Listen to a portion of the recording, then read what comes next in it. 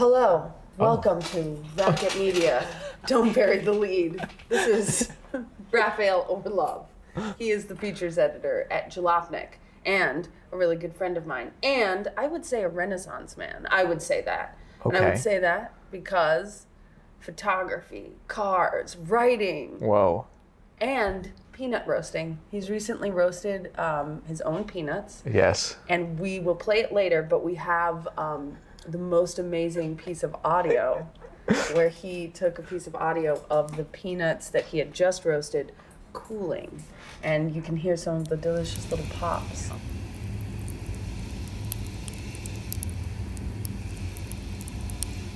I'm happy to be here at 321 Canal, where I'm so close to the Chinatown markets that sell raw peanuts for $1.20 a pound. And now you too will be able to, at the end of this episode, that'll be like the special treat. Okay. Okay, sorry. It's a joy to see you. This place is amazing. Thank you. Okay, so what did you bring? Raphael brought us some wonderfulness today. Okay, so I work on the internet, which means I see a lot of shit that's on the internet, and it makes me really keyed in when I find things that are not on the internet so that I can put them on the internet. And all the good shit is in books, and... You heard it here first. All the good shit is in books. There is some good stuff on the internet on like old web pages, but most of them are down already. Like, well, I won't give away all my secrets. Way back machine. But there are two automotive periodicals, which are media, that I felt that I could bring over that I could show you because I treasure them and some of it is that I collect it and some of it is that I use it. So I brought over Car Styling magazine. Okay, and what's the other one? Automobile Quarterly. Now, could you describe what these two publications are? Okay, so Automobile Quarterly is defunct. It was a quarterly publication in the same way that you can have a really glossy magazine now. You could have had a friggin' hardcover magazine book. Yes, which came in 4 volumes a year, and they went through, I think it was like 40 or 50 volumes. And correct me if I'm wrong, but you have a complete collection. I do. You do. Because I would be like driving through the Sacramento River Delta, and I would stop in like a tiny used bookstore, and you would find like one copy. Or you'd be at like some little out-of-the-way bookstore in like San Francisco, and you'd find like 3, and they'd be like $15 each. And you knew you were never, every time you looked into them, you'd find something that you'd never seen before, that you'd never see again, and you would like hazily remember, oh, there was an Automobile Quarterly where they processed photos of Formula One using lasers. What? Yes. Okay. I never thought that I would have a whole set. Until one popped up for sale in Westchester, and I just dropped everything, just spent all the money I had, and I got the complete set, which was $900. Whoa. Yes. $900 is a lot. I could have bought a car. You could have bought a car. Yeah. You could have done a lot of things. I won't list all of the things I'm thinking because for some reason, like only the most debauched, inappropriate. Yeah. Well, this is my debauchery. Magazines about cars. I mean, yeah, that makes sense. So why did you bring us this particular issue? Or what about this particular issue? Oh, there was something that you had shown me. This one is the one that I had in my office because I had brought it in for every so often. You know, the thing is like sometimes you bring the one that you need and sometimes you bring the one that you don't need. So I brought in 2 at a time. One, because I knew it had an article that was related to something that one of my coworkers was writing about, and another one I just grabbed off a shelf just to see what was in it. And this one has, for instance... Oh, this is the Frenchie French stuff yes. you were talking about. Right. So there's a not super well-known company called Matra, which came out of nowhere and won the Formula One World Championship 3 years in a row, won Le Mans, won absolutely everything. Oh yeah, I should. Yes. My thing. And also, the place where it came from was he was a military contractor and made like missiles. Ah. And also Formula One cars and Le Mans cars. Would you reposition the camera so that we can... Yeah. Bear with us, folks. Yes. You want it more... I think we want it more like up on it, right? Or I can hold this. We can. Oh, we can hold it. Maybe zoom out a little. Zoom? Yeah, that's nice. Now I'm in it. Good with that tilt. Perfect. Is everyone at home feeling good about that? We're not live, so I hope so. You better. Great. This is what we call Buko-vision at Jalopnik. Buko-vision. Yeah. So yeah, the same people who made rockets and satellites and whatever, for a brief period of time had a huge influx of money from the French national government to beat the British and the Italians and everyone else in car racing. So the French government took a portion of their defense budget to put toward race car development. I don't know what part budget they gave it, but they gave some military contractor a bunch of money to string up a team, and it worked. And it sort of was a high point for the French racing industry, and is sort of like an end of this. To me, it's sort of like an end of a golden era of France after World War II, because after this, the colonialism catches up with them. So what year is this? This is right at the end of the 60s Okay. into the early 70s. And after that, the French automotive industry, starts getting real bad. They have... And how is that colonialism catching up with them? Well, a lot of it was that they were not paying their West African workers in their factories the same amount that they were paying white French people. There was all sorts of problems with just the era of this sort of gleaming post-war France. It was built on exploitation And cheap labor. and it caught up with them, Right. as it should. But then, right before it, there was this crazy influx of money to a handful of guys to make some of the best racing cars in history. Can I ask a question? Is that what would now be referred to as candy paint? Oh, candy paint actually goes a little bit further back from this, but that's close to a candy. That's close to a candy? This is a Ferrari red, which slowly changed over the years. This is interesting to see an nice old color photo of it, because Ferrari's red has changed. Oh. In the 1990s and into the 2000s, they changed their racing red because it looked good in person, but showed up bad on television cameras. So why? Did it bleed? It There are certain reds that bleed into video. and it didn't have that sense of Ferrari-ness to it. So if you look Ferrari. at a new Ferrari race car, it doesn't look quite right. But if you see it on TV, it's got the right angle. Right. Okay. Anyway, these are all things which, you can, every time I open up one of these things, it's useful to me. I can imagine. Anyway, putting this together is not cheap. I have no idea how much it cost to get one of these issues at the time or what a subscription was, but it doesn't exist anymore. It's completely defunct. I think the whole idea was just enthusiasts would pay whatever the annual subscription, and I think that faded out in either the 90s or the 2000s.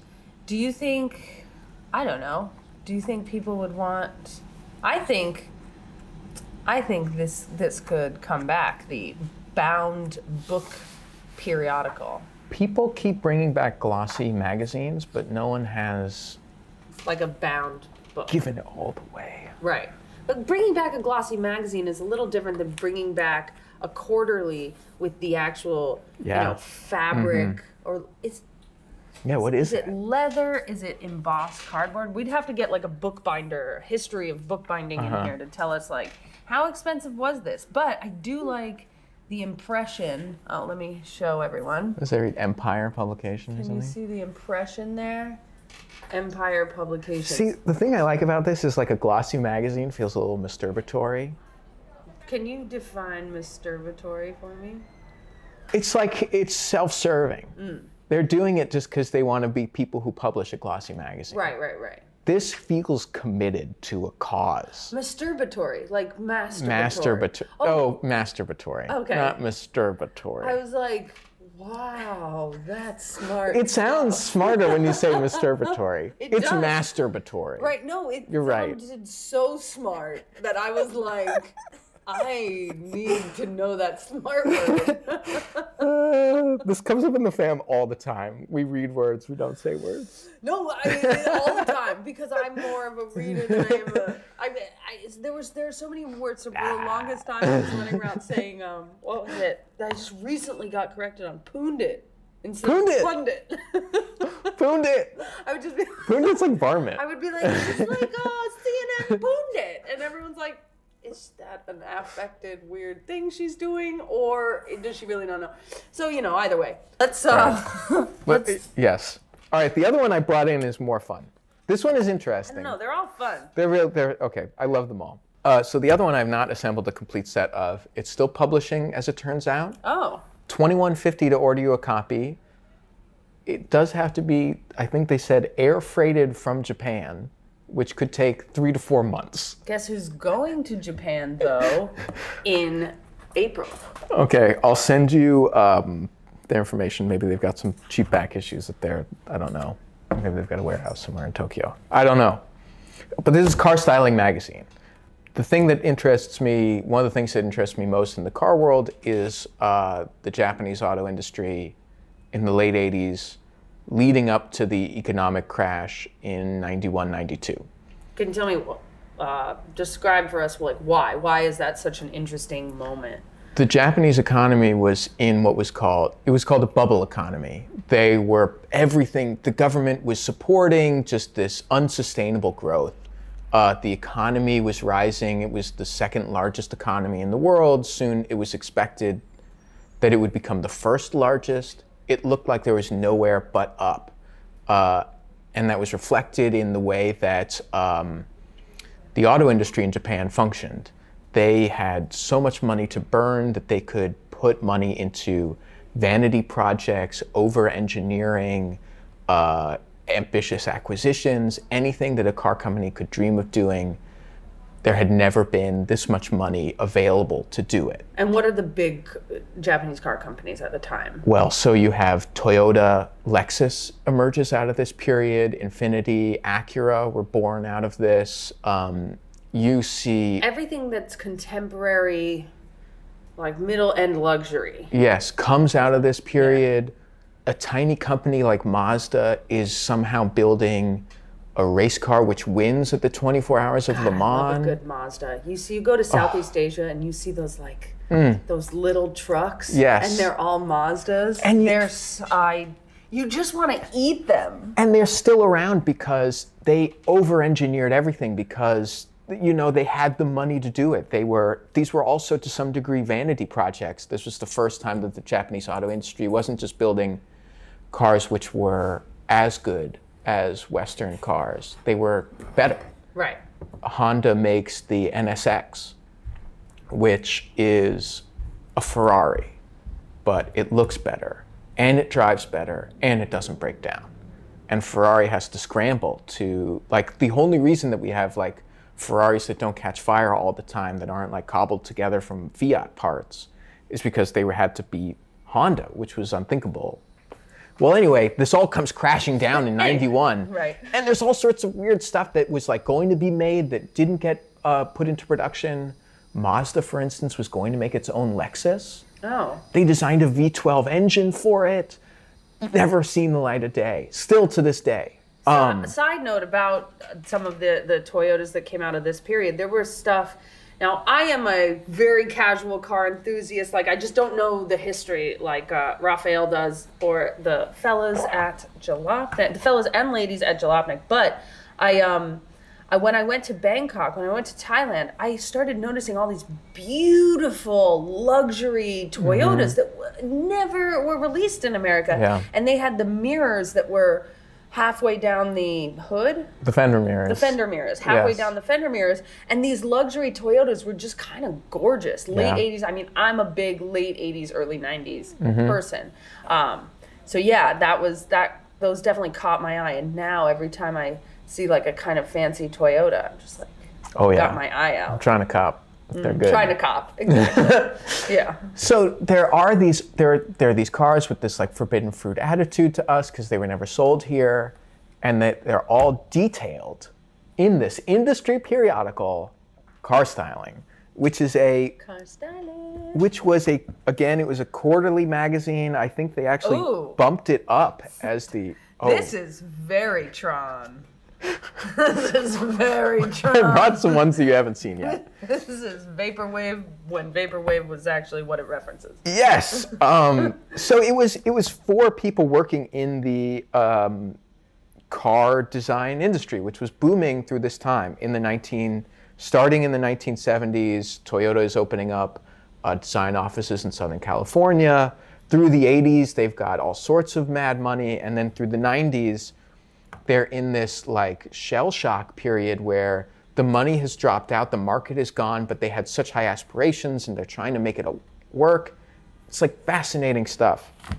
And it's detailed in this magazine, which, being kind of an industry publication, gets a behind the scenes view of not only cars that were not sold in America, but also views of these cars as they were being designed.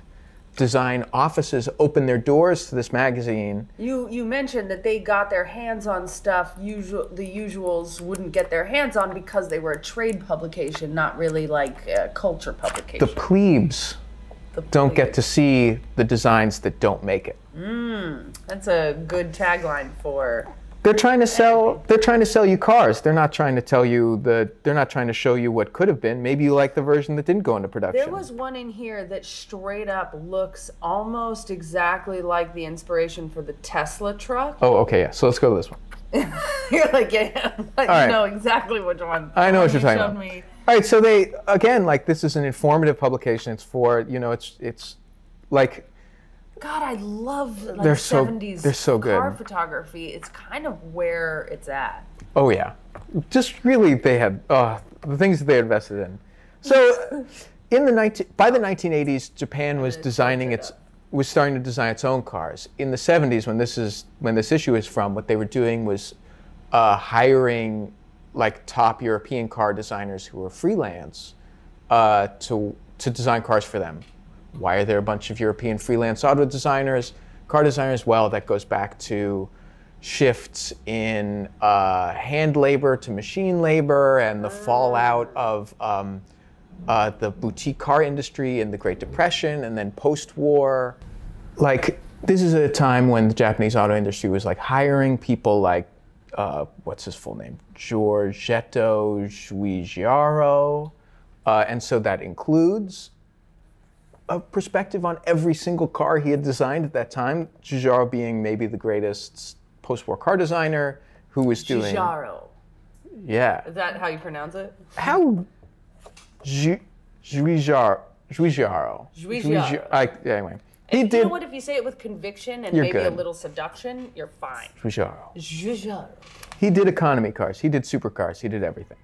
And included in this was a car that you instantly picked up on. Of course. Love the Bora. Is this? Yes. Look at this bad boy. As soon as I saw that, I'm a big fan of that Tesla truck. I mean, I don't even know if I'm a fan of the Tesla truck, but I know it looks cool. Yeah. And then when I saw this, I was like, oh, that looks like the inspiration for it. It's not just about like flirting with that kid you have a crush on. It's about looking straight back at pictures of his grandpa. You know what I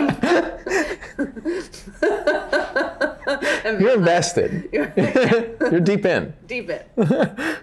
Well, this is the Maserati Boomerang. It was a concept car which was never put into production. And again, like, why are there even concept cars? That's because there was this boutique car industry in Italy that used to produce like bespoke Alfa Romeos before the war, and now is having to work as like a gun for hire, making concept cars and trying to convince manufacturers to build them.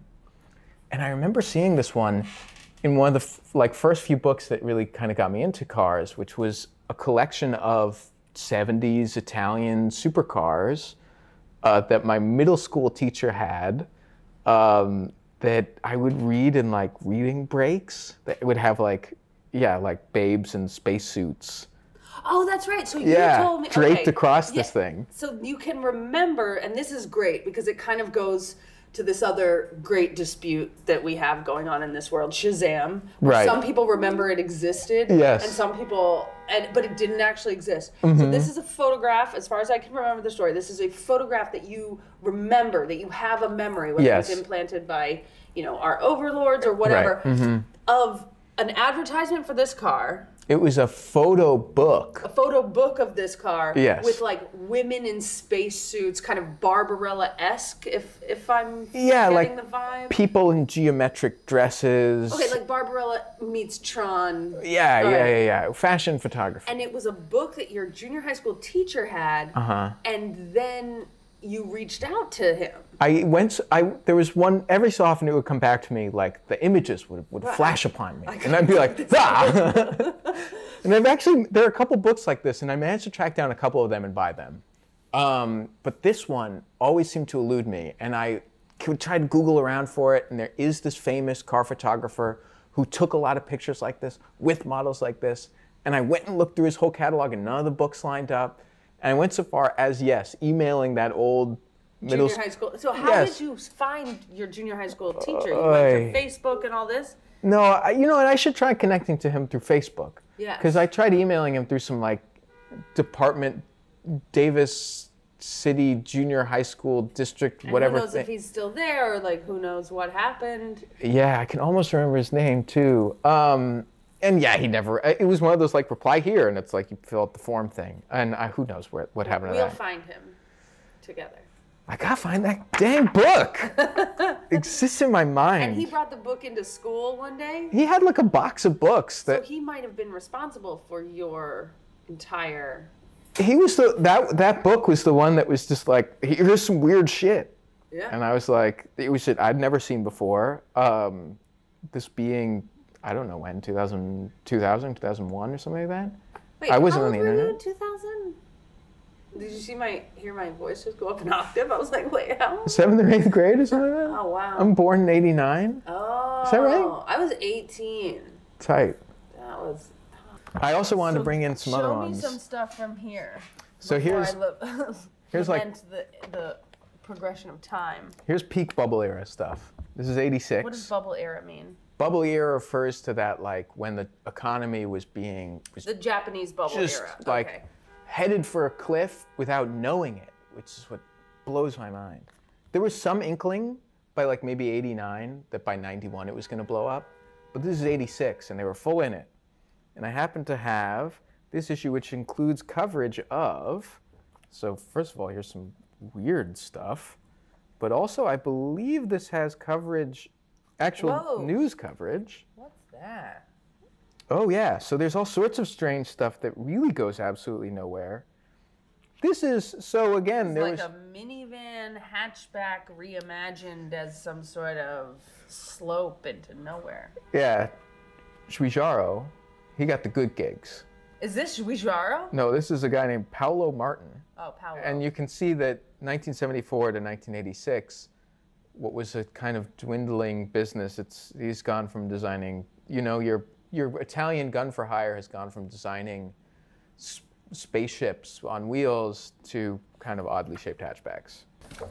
So I really want to speculate wildly and maybe inappropriately about these men. I would like to speculate wildly and maybe inappropriately about this team, which I kind of want to make like a losers take all movie about. So you said, what's this guy's name? You said that this is not. I only know it because it's on the page. Right. Paolo Martin. Paolo Martin. This is your second-tier Italian designer just scrounging for work in Japan because, like, the heyday of the European cars, it's at a standstill. So, first of all, can we look... Look at him in the picture, like, clearly, like, with his collar. Look at these guys. This guy's not looking at the camera and looks like, not a Hugh Laurie. Who's the other one?